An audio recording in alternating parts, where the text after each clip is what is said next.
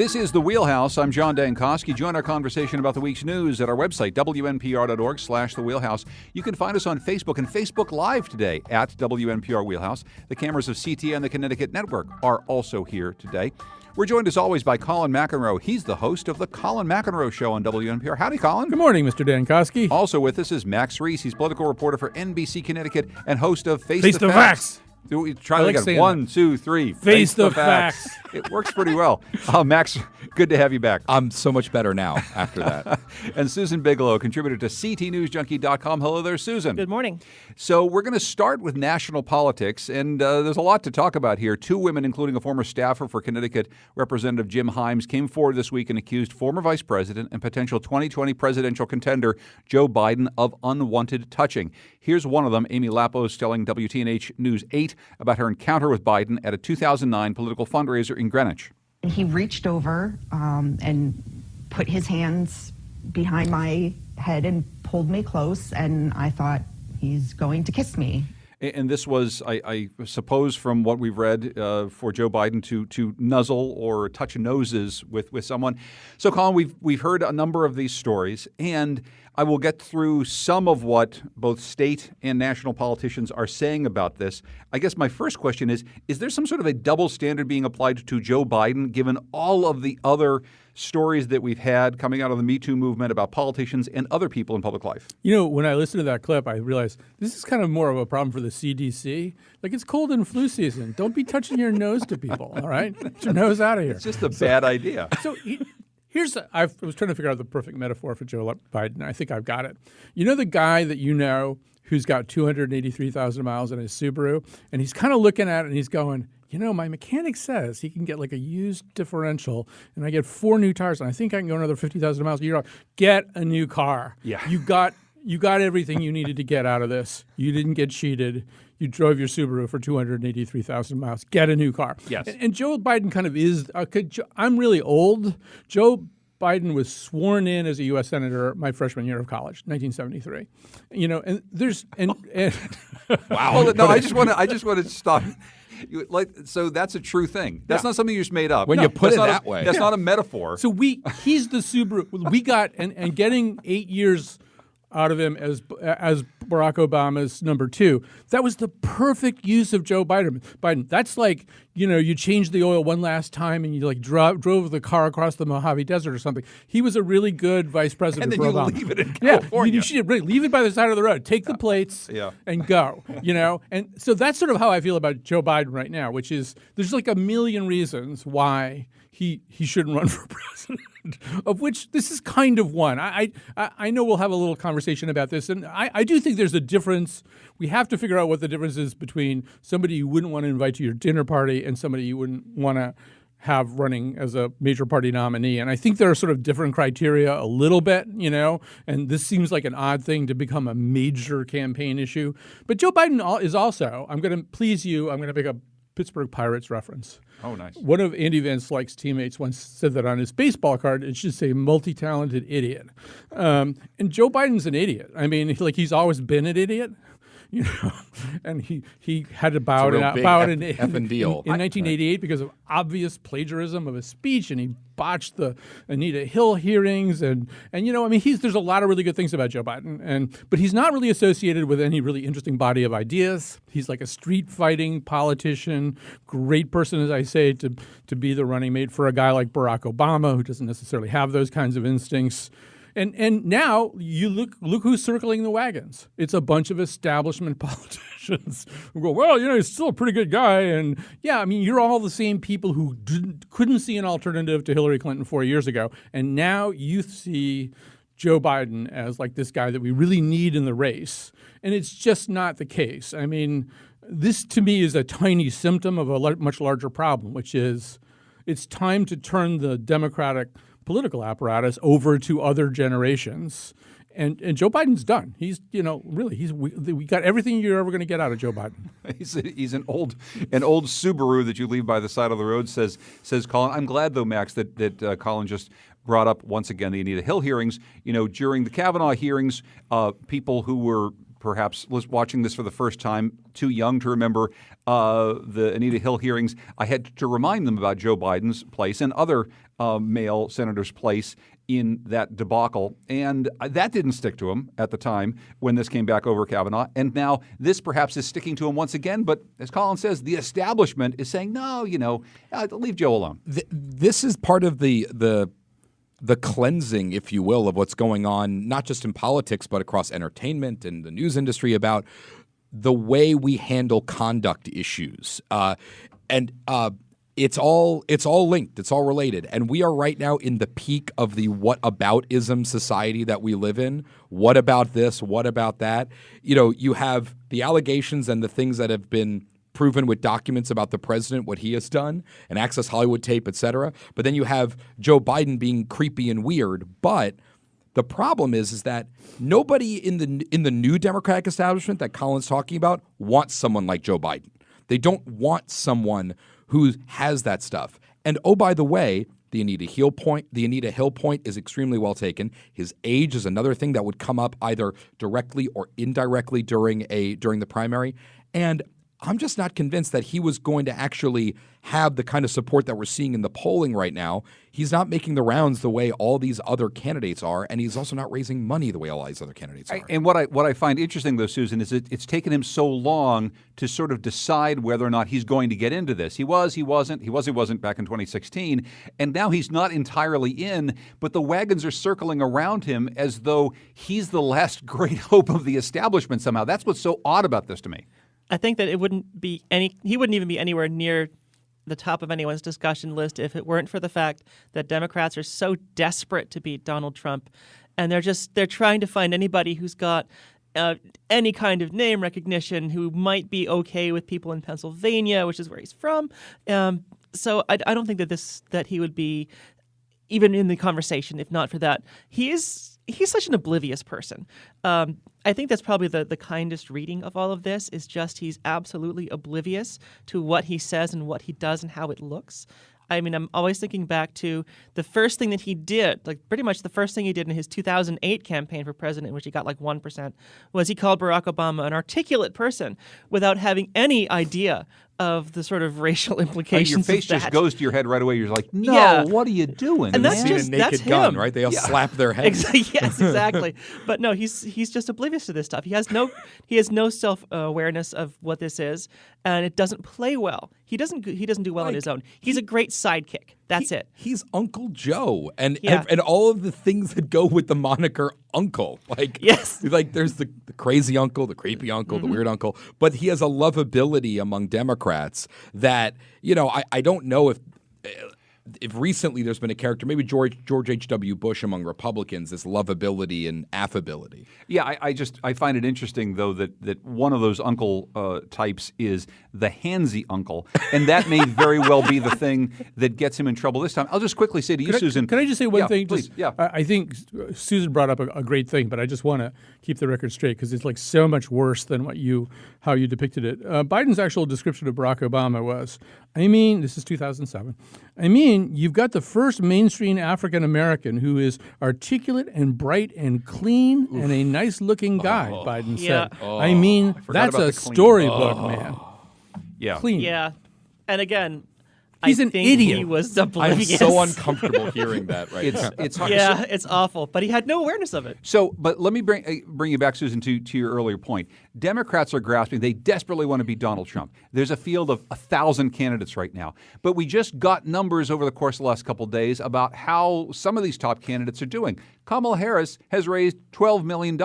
Bernie Sanders has raised $18 million so far. There's an old guy with some name recognition, a lot of $20 donations, and a lot more headroom to raise money. Pete Buttigieg, who nobody can pronounce his name, has raised $7 or $8 million over the course of the last couple months. Right. I think that there's going to be a lot, because there's no obvious front runner here, there's going to be a lot of people who have peaks.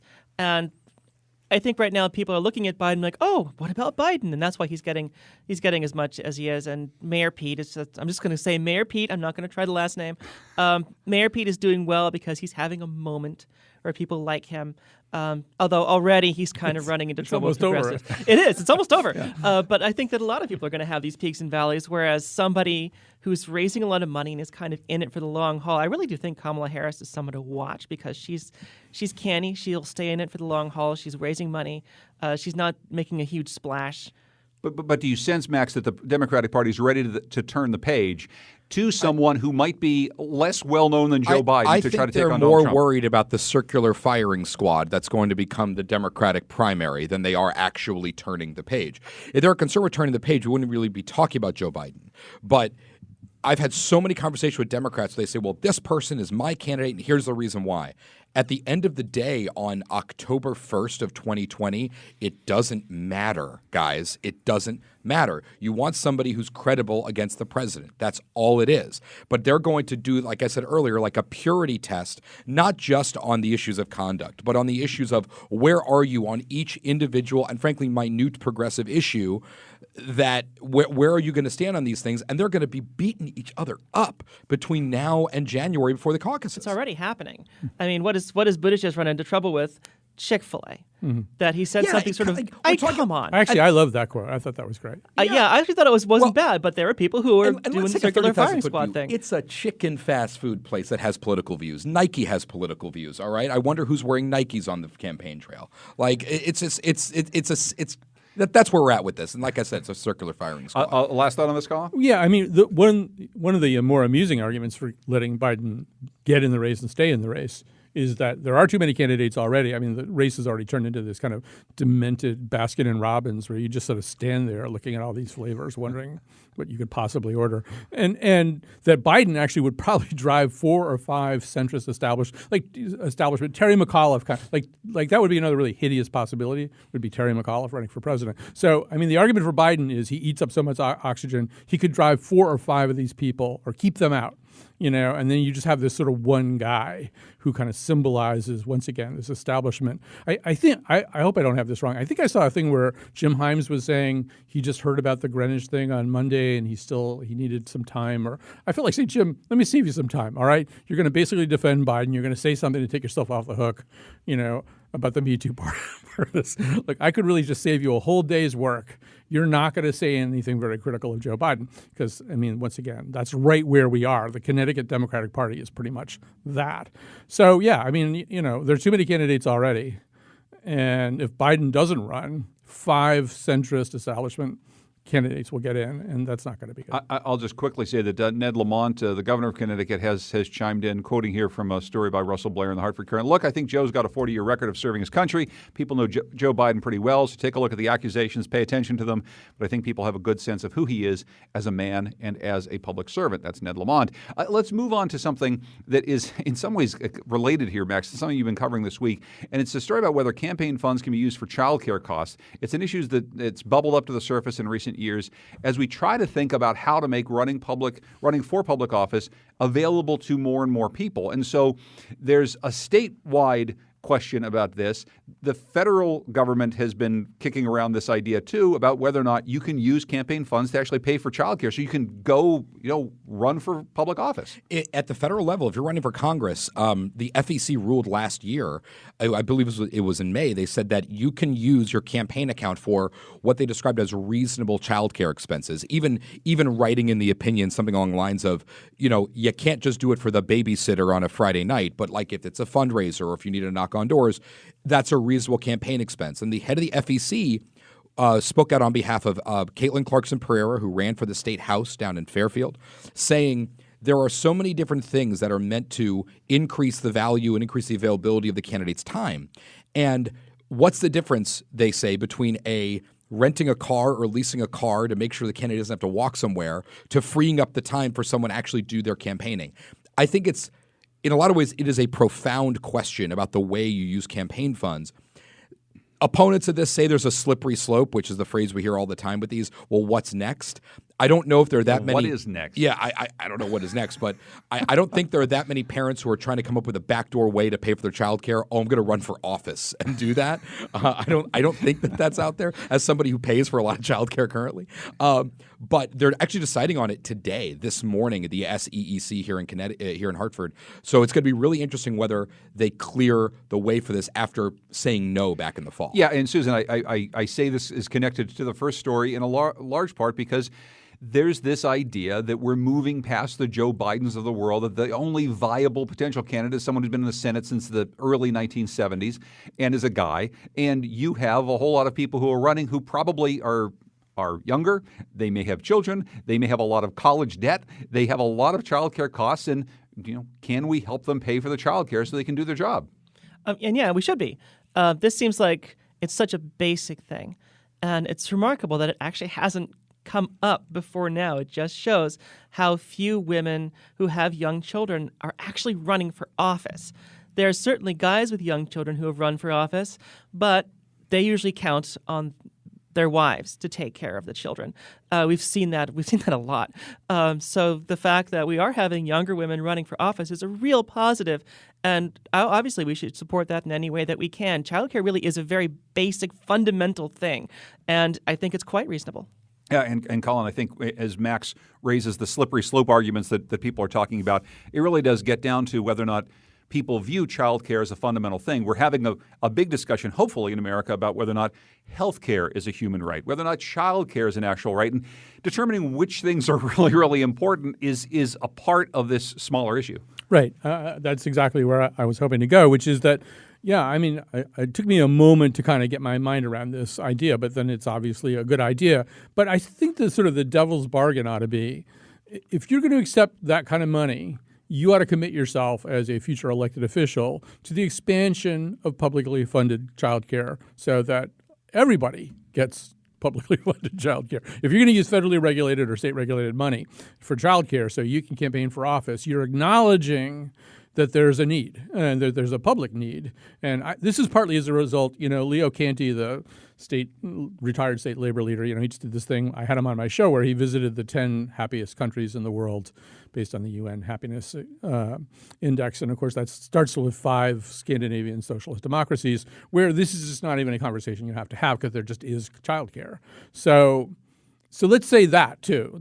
Let's not just carve it out for people who are running for office. Let's say if you're going to accept that kind of dispensation, you ought to make an intellectual and moral commitment to the expansion of child care for your constituents. And I spoke with a Republican yesterday who made a great point about this. If you're somebody running for office and you need to spend your public election grant, the money that we all provide for these candidates to run, and you need to spend, let's call it 10% on childcare to whatever extent that is thousands of dollars that you are not spending on canvassing. You are not spending it on knocking on doors. You're not spending it on mailers. You're not spending it on ads. That's what you're spending it on. That fundamentally is a disadvantage. Fundamentally, because you don't have the amount of resources your other candidate does. But I don't think it necessarily makes sense to change the grant level based on your family situation. But those are the political realities around something like this. We're going to stick to campaign issues when we come back, including some proposed legislation to address what we saw a lot of in last year's election here in Connecticut, the use of photoshopped images in campaign ads. Other election issues at the state capitol. We'll talk about those with Max Reese, political reporter for NBC Connecticut and host of Face the Facts. Face the Facts. We missed it. Susan Bigelow's here. She's a contributor of CTNewsJunkie.com. We're going to get that next time with Colin McEnroe, host of the Colin McEnroe Show here on WNPR. This is The Wheelhouse.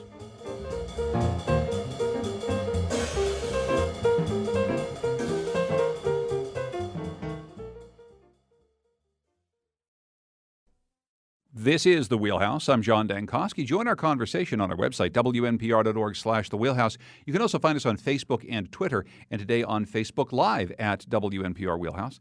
With us today is Max Reese, political reporter for NBC Connecticut and host of Face the facts. With Max Reese.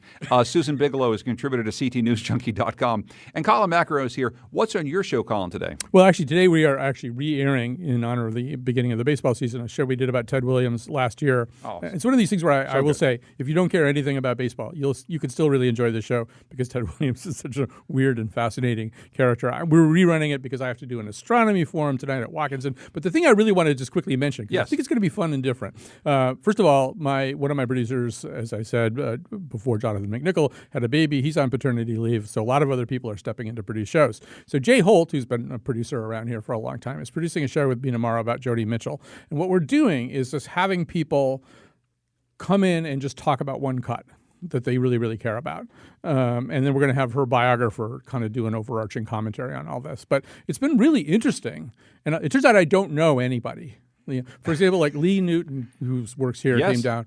If I told you the cut that she picked, you'd fall over. It's just like it turns out what's meaningful to people is just a huge shock to me. That's going to be a great show. Okay, so that's tomorrow. Joni Mitchell tomorrow. Watkinson School tonight. Is it sold out, Colin? I don't know. Don't don't come. know? It's plenty. We got plenty of people. Got plenty of people. No, you tonight. can come. I shouldn't have said Yes. don't come, but we got a lot of people. Yeah. And then today, a rebroadcast of a really great show about the great and unusual character of Ted Williams. So let's move on to something. This week, the Legislative Committee overseeing election issues advanced several bills to the House and Senate, including ones to, here are my bullet points, require presidential and gubernatorial candidates to release tax returns for 3 years to get on the ballot, require disclaimers in political advertising when photographs have been doctored, better define when an independent expenditure group is guilty of illegally coordinating with a candidate. We've heard about that. And designate Election Day as a holiday. Max, there's so many places to start. Which of those would you like to start with? I think Election Day is a holiday. Okay, I this think is like Jeopardy now. Yeah, I guess. So the way I understand it is that they want to replace one holiday with Election Day, not add one. I believe is what they were discussing, and I think what they were discussing was trying to maybe swap. I don't know what's going to end up happening here. Indigenous Peoples / Columbus Day. I think that's what the kids are calling it now. Yes. With I'm just laughing because I knew right away this is a way to get Columbus Day somewhere else. just get it going. Get it away. Because then it disappears, then it right? disappears. You really please the progressive left on that. I mean, but also it is a justice issue. It is a Absolutely. cleansing of history issue. Like there's so is. many things related to it. But that's kind of how you do it. And on the tax returns, Connecticut in statute is doing the resistance, right? Like the Electoral College pledging our votes. Whoever gets a popular vote gets our Electoral College votes. You got to have your tax returns on the ballot. I don't know how that would work exactly, but hey, if we could do it in statute, you got a bunch of Democrats over there saying, let's do it. Let's be the resistance. All right, Susan. So you got to release your tax returns to get on the ballot. Election Day is a holiday. You want to jump in on one of those two, or pick something else from the big board?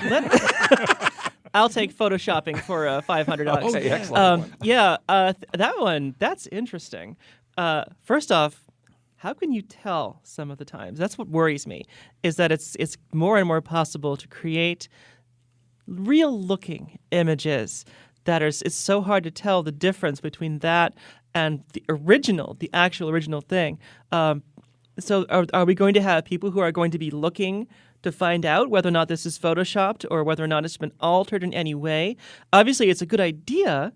I think it's a good idea, but I don't know what the technology aspect of this is going to be. Well, there is sort of a whole world of photo forensics, and you can go in with people much smarter about this than I am, can go in and see like the root of actual photographs. But it actually takes some work. This isn't just taking an intern and saying, does this look photoshopped to you? It's much more complicated than that. It is, and it's the technology to make these things look real is improving all the time. There's things called deepfakes where you can actually create what looks like a person saying something, and it looks really convincing.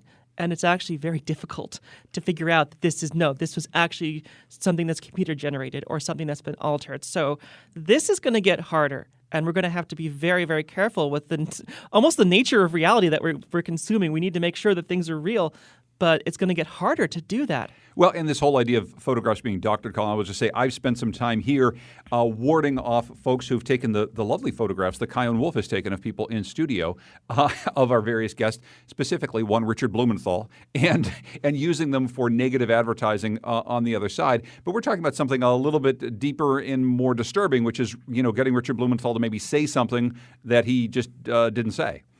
Alex, what is unconstitutional? So, a bunch of these bills the bills that regulate political advertising are usually unconstitutional. It's one of the most protected forms of speech. You are allowed to lie. You can't lie in toothpaste ads. You can't say your toothpaste does something that it doesn't do, or that it's better than other toothpaste if it isn't. But you can lie in political advertising. It is essentially about as protected. I mean, there was a famous Romney ad where he basically took an Obama quote and clipped off the, well, I wouldn't say that, and just ran the rest of it as though it was something that Obama would say. And you can't do anything about that. You cannot get that ad off the air. So I would say that that's a quixotic attempt to regulate.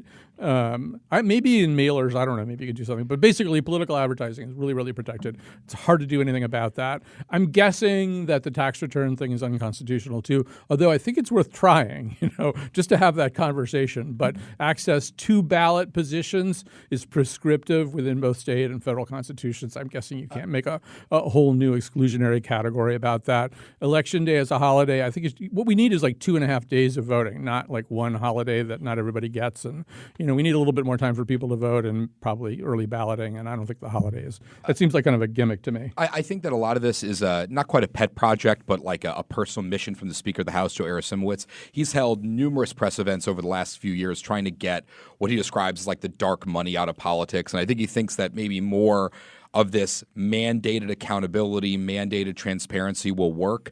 I agree with Colin. I think there's legal hurdles here to some of these things, and a lot of these issues at the end of the day are also federal, like what you can and can't do with campaign money. And Connecticut, they could try to do some of this stuff, but I don't know how much the actual effect will be on some of them. Yeah, especially with the dark money. I think that's just and they both use wishful it. thinking. They're both using it. Of course. It's like to say it's just a Republican thing or a Democrat thing is kind of silly. But dark money is always going to, what we're calling dark money, you can't trace it. It's always going to find its way into political campaigns. Right. It Whether always it's through a has. It Photoshop always will. ad or something else. Yeah, no, exactly. So really, you can't keep that out unless you do some sort of massive reform at the federal level. Let me just quickly say that the whole election day is a holiday. There's a lot of different countries that handle this differently. You vote on a Saturday. A lot of the country votes for many, many days, a whole month in advance. There's early voting. Well, I think the biggest problem with what you floated there, Max, that people are talking about is we're going to swap out a holiday that you won't get, and so now there's a day. No, stop. Election day is a holiday because we want you to go vote, and we want there to be absolutely no reasons why you can't go. And in many cities and towns, school already is out because every school is a polling place. A couple schools are a polling place. So in some places, it's not that much of a difference. It just won't be. But of course, we if you give people time but schools to do on it, a day that school is out, your kids Right. have to go to the daycare center. That's right. Or the kids have to be taken care of by someone, which costs you more money. It's worse for you as a parent on election day. and increasing the way for people to vote. I mean, I don't know. Sound the idea is good. The idea certainly is good. Yeah. Okay, so let's head to the Bond Commission meeting that happened this past week. The first since Governor Lamont took office. It was unusual for a few reasons. Less than half the number of items as a typical Bond Commission agenda. This is the so-called debt diet that he's on. Max, I'll just quickly have you go through what the debt diet looks like in practice right now at the state capitol, because this is what Ned Lamont's been talking about. We're borrowing too much, and this should be the future of the state. So memory serves, this same period, Governor Dan Malloy bonded about $900 million, roughly, or maybe between 800 and 900 million. So that's borrowing, right? $900 million on the credit card.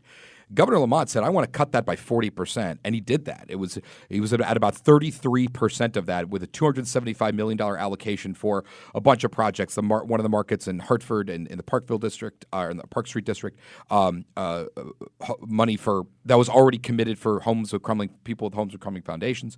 And the governor's saying we need to reduce our bond indebtedness and reduce those debt payments moving forward, because then we can reduce our fixed costs and the state will have more money. And it's funny, we hear a lot of scream about fiscal accountability. Everybody loves this idea, but the problem becomes how does he use it? Does he use this as not necessarily a problem, but does he use the bond commission as this political hammer? Either you do this or you never get more borrowing. Susan?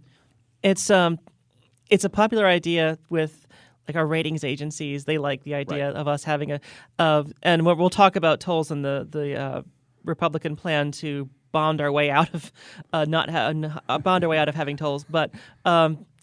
It's something that's going to make a lot of lawmakers unhappy because everybody wants to get that gazebo for their town. Yes, this is where the goodies come from.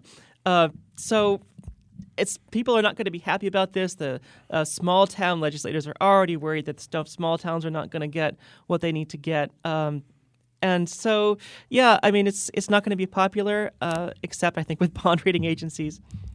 I don't know. My hot take on this is that it's a really good idea, and I don't even have any. I don't care if the towns aren't happy. I think ultimately one of the problems with fiscal policy in the state of Connecticut and everything that attends fiscal policy is that if your policy is everything, you have no policy. And so one of the things I liked about yesterday's bond meeting was they actually identified some high priority things that probably couldn't happen without the bond money. The Parkville project's kind of interesting. I mean, it's essentially private enterprise, but I think they identified the fact that borrowing for this would have been really hard to do, and it is an interesting idea, and it's probably worth doing, And then I think they did a railroad bridge down at Coscob or something like that. But so these are really important things that you've decided to do. You don't have to do everything. You do the stuff that's really important, and we have borrowed so profligately over the years. Our bonded indebtedness per capita is crazy. So no, I think this is terrific. I mean, there's probably some worm in the apple I'm not seeing right now, but I think this is like one of the smarter things that Ned Lamont has done since he got in. What's interesting too is he seems to be taking this path, Max, that shows not just that he's going to say we're going to go on a debt diet, we're going to have fewer things on the agenda. He's saying I'm not going to come to so many meetings. He's even saying that when there's a press conference with reporters, he's not going to give you guys chairs because that'll just make it quicker and there won't be this long scrum. It's kind of funny. It was.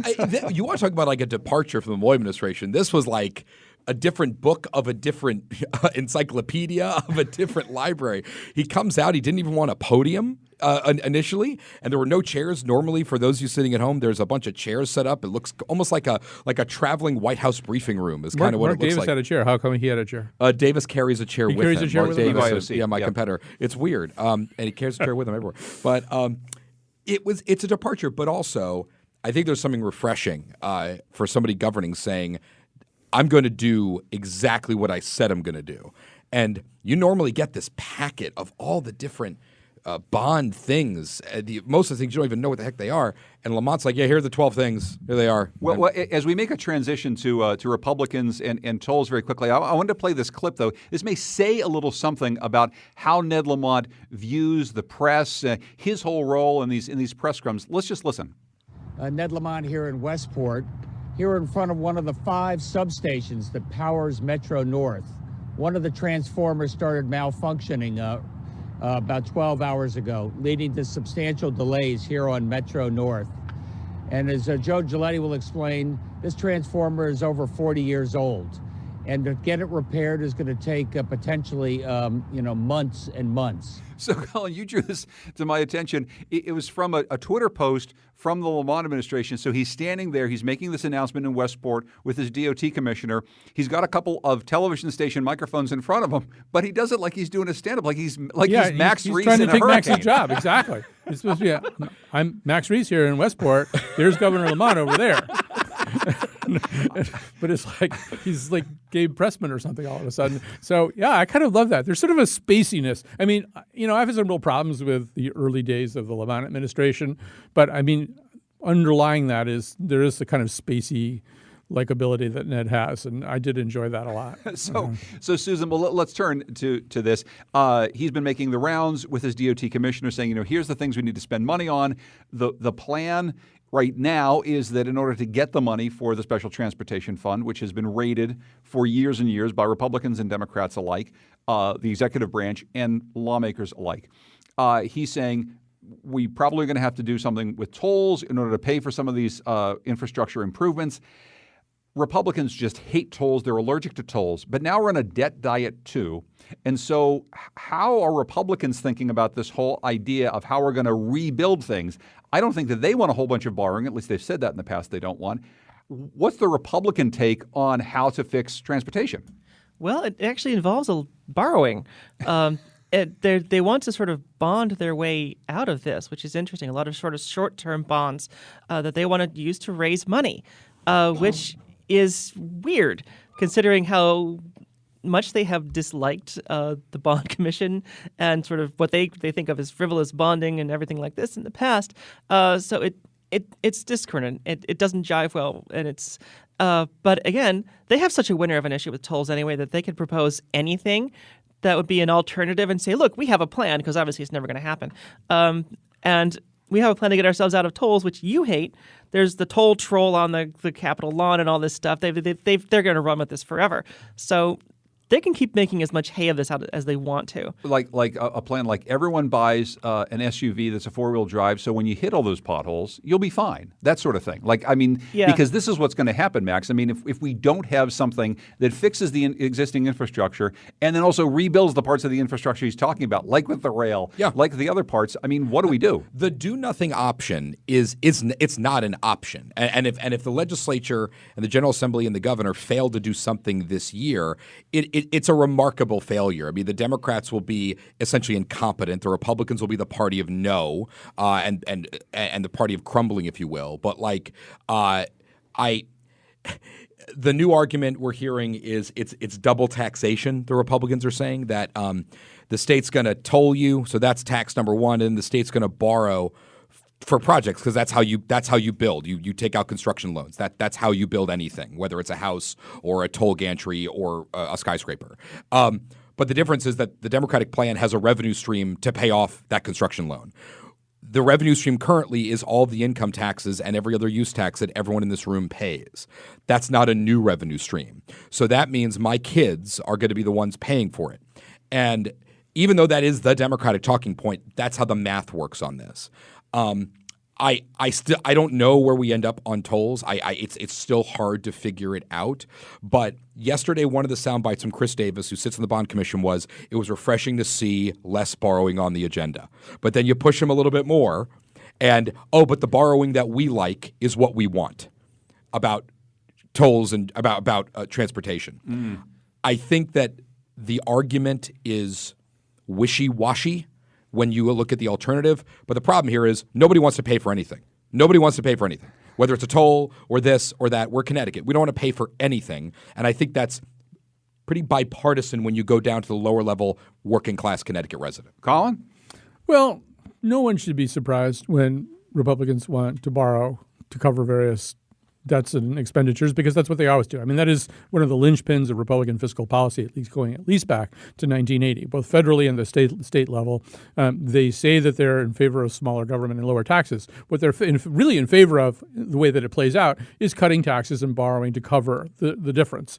John Rowland, as a governor, was probably the most profligate bonder of my generation of Connecticut governors. So, yeah, I mean, this is a stupid idea. It really is deferring having any real grasp of policy or how you pay for anything. As Susan has pointed out, it's not going to happen anyway, so it doesn't really matter. But, I mean, nobody should be surprised by this. This is a very standard Republican tactic. I mean, towards the end of the Rel administration, and she had a lot of codependent Democratic legislators to do this, but my recollection is they essentially bonded to balance the budget, right? I mean, and it's very much worth mentioning. We have a cap now. The state can only bond, I think it's $1.2 billion, I think, over the year. We had years under Governor Malloy where it was over $3 billion in bonding, and we can get into how good or bad the investments were, et cetera. You can do that. At the end of the day, that's $3 billion we have to figure out a way to pay for. If you only do the borrowing, you're probably crowding out only about $300 million for anything else over the course of a year, which isn't really very much for colleges and schools and everything else you might want to rebuild. Susan, I want to turn to something else before we take a break. And we've talked about a lot of things with a so-called fiscal note, the questions that are really about the state budget, how we're going to pay for transportation. But some of the bills that are advancing have to do with things that don't really have that fiscal note, but people care about a lot. Plastic bags, straws, styrofoam containers. Is there some sense that Connecticut is going to jump into the fray that an awful lot of other states and municipalities have and say, we're going to ban this stuff? I think it seems like there's actually some momentum this time behind things like the plastic bag ban, which means that your grocery store is no longer going to give you like 8 plastic bags to bag up your milk. Or you can just grab as many as you want to out of the little tourney thing at the Stop and Shop. But there actually is momentum for this. There was bipartisan support for this in the Environment Committee. I wouldn't be surprised if it passes. This is something that's happening all over New England, where legislators in the state and people and town councils and city councils are trying to ban the use of single-use plastic bags. They're trying to ban the use of styrofoam containers, plastic straws, just things that we use once and then we throw them away. So just trying to cut down on that just seems like this is the least we can do right now, but it's something that actually we can do. So I think we'll see it move forward. I was visiting my in-laws in St. Louis a couple weeks ago, and we went to Columbia, Missouri as well. Went to a couple of restaurants. We were never given a straw in either of those places. And I didn't even think about it until somebody pointed it out. And it's, oh, yeah, you have to ask for one if you want it. It didn't change my life one bit. And I think it's one of those things where I think that if you come up with those policies and make sure that the community that needs them, those who need straws and those who need them, they're there as an option. I think that, I don't know if this is as life-changing as the opponents say. Yeah, is this something, Colin, that 5 or 10 years from now we'll think, why did we ever have a discussion about this stuff? That's exactly what we're going to think. And I mean, if you travel a lot, I mean, I've brought this up before. I'm pretty sure Puerto Rico may have banned plastic bags. I mean, if you travel a lot, you go to a lot of places where they don't have plastic bags or you have to pay to get a bag or something. Life does not end. We're going to take a break. When we come back, Eddie Perez is back. He's going to run for mayor of Hartford. We're going to talk about that. And we're also going to talk about the state's tourism campaign. It says here that it's getting crushed by other states. We're going to talk about that and also get some of the things that we heard in this week's news that maybe gave us some strength or joy and some things maybe we can grumble about. We're talking with Colin McEnroe, with Max Reese, with Susan Bigelow here in the Wheelhouse.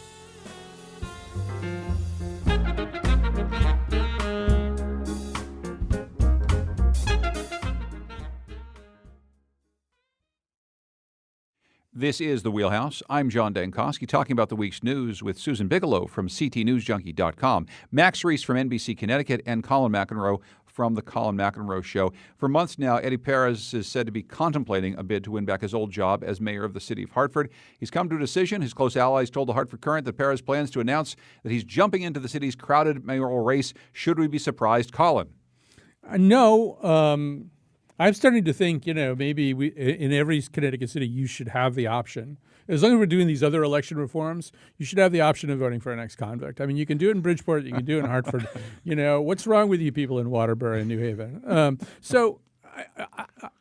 My interpretation of this would be that it's Christmas in Connecticut for Luke Bronin.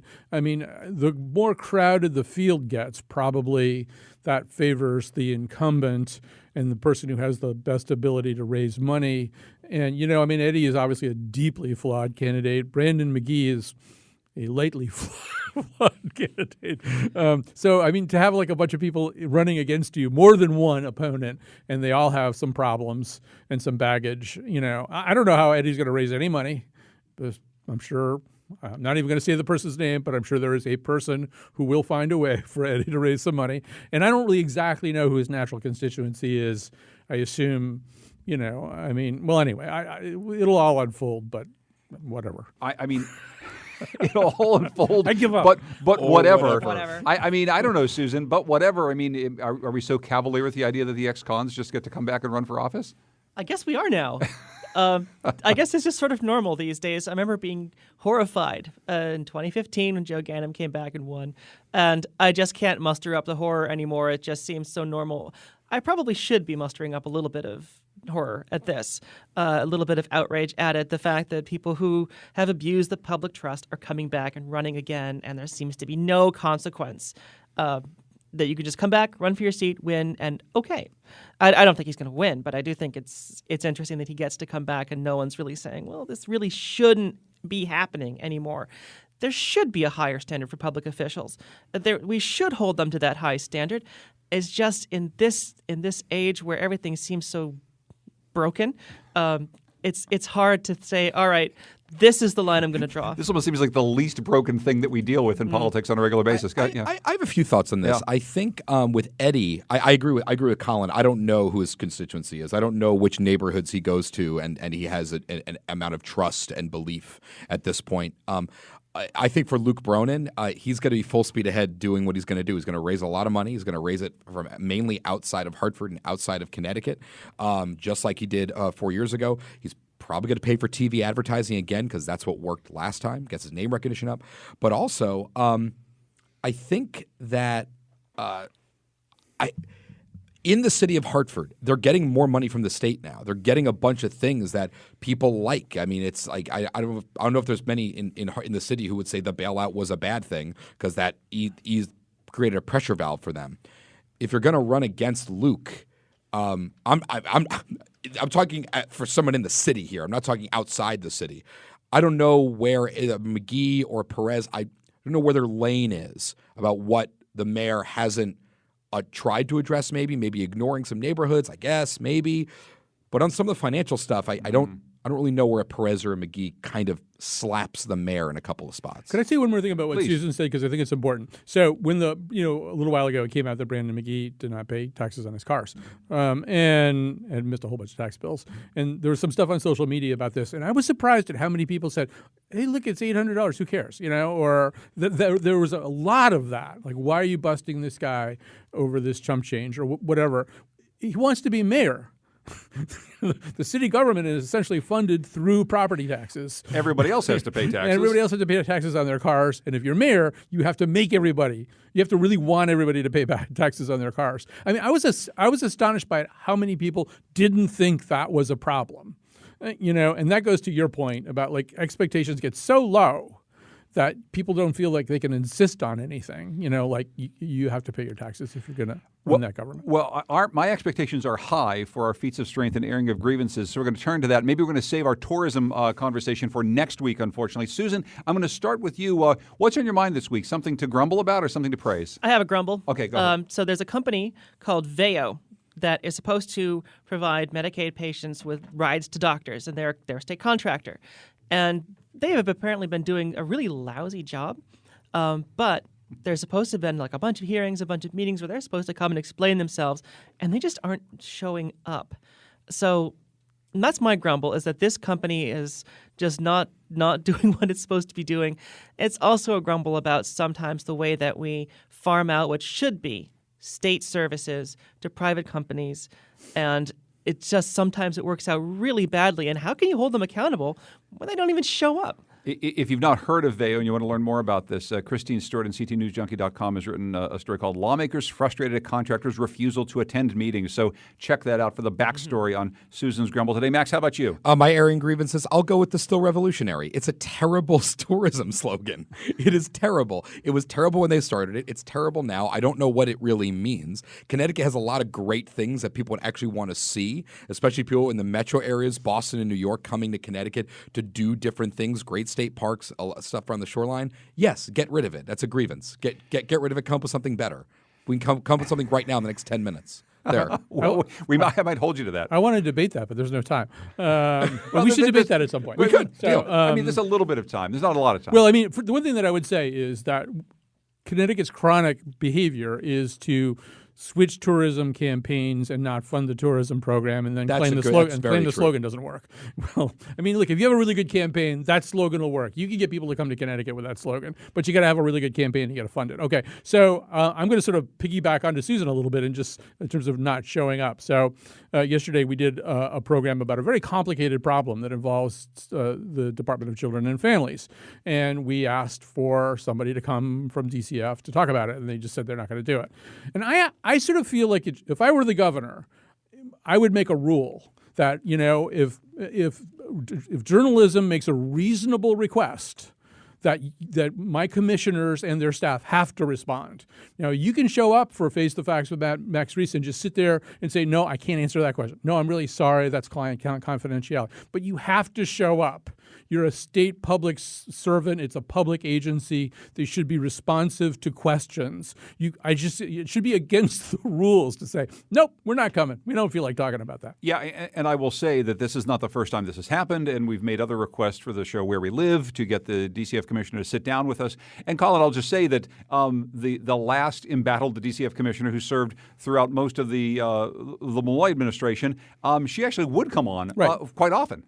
Right. Yeah, no, but then back before, we didn't have the DCF commissioner on, and they didn't want to answer a whole lot of questions. And so this is an ongoing problem. I'll just quickly give a little note of praise to a new podcast Outside In, which is something that if you don't listen to, you really should. It's a cool podcast out of NHPR. It's about the outside world. And they did a different sort of episode called The Family Business. And it's about how by tracing the lineage of the very powerful Sununu family in New Hampshire, you can learn everything you need to know about how the Republican Party's attitude toward climate change have shifted. It's really fascinating. We're highlighting it on Next tomorrow afternoon at 2 o'clock. So listen both to that show, and I encourage you to seek out the full episode. I want to thank Colin McEnroe, host of The Colin McEnroe Show. Thank you, Colin. Thank you, Thanks sir. also to Max Reese, reporter for NBC Connecticut. Thank you, Max. Thank you. Thanks to Susan Bigelow from CTNewsJunkie.com.